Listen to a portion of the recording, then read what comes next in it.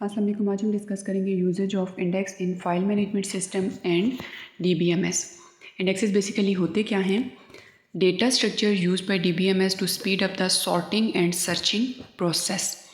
Sorting and searching होती है database में से किसी भी रिक्वायर्ड रिकॉर्ड को या फील्ड को एक्सेस करना, और इसके लिए डिफरेंट क्यूरीज वगैरह यूज़ की जाती हैं।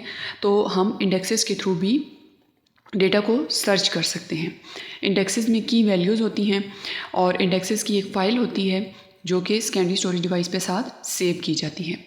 दैन अगर हम सॉर्टिंग को देखें तो सॉर्टिंग होता है ऑर्गेनाइज कर देना, अरेंज कर देना रिकॉर्ड्स को एक सीक्वेंस में।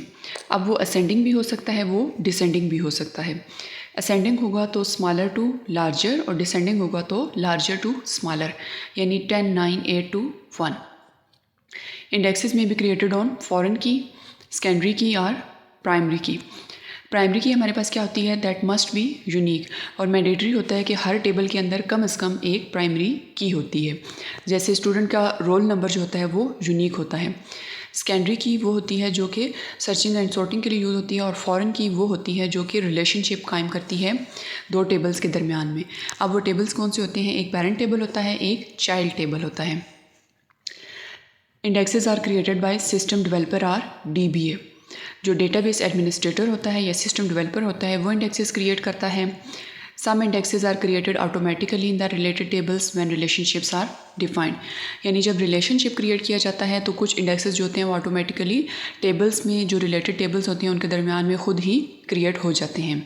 Indexes are stored in index file. Indexes के लिए एक अलग से फ़ाइल तैयार की जाती है जिसको बोलते हैं इंडेक्स फाइल, और इस इंडेक्स फाइल को सेव किया जाता है सेकेंडरी स्टोरेज डिवाइस पे। Indexes can slow down data entry and editing because index file is also updated each time data is added or modified. अब क्या होता है कि जब डेटा ऐड किया जाता है तो उसका इंडेक्स भी इंडेक्स फाइल के अंदर अपडेट किया जाता है।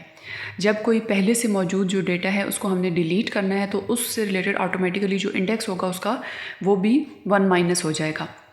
लाइक हमारे पास 0 से इंडेक्स स्टार्ट हो रहा है और 5 वैल्यूज़ हैं, तो बन जाएगा इंडेक्स 0, 1, 2, 3, 4। अब उसमें से अगर हमारे पास इंडेक्स 3 पे जो वैल्यू है वो डिलीट हो जाती है तो इंडेक्स 1 पीछे आ जाएगा, यानी 0, 1, 2, 3 तक वैल्यूज़ वहाँ पे शो होंगी। So thanks for watching this video and don't forget to like, share and subscribe tech and CS department.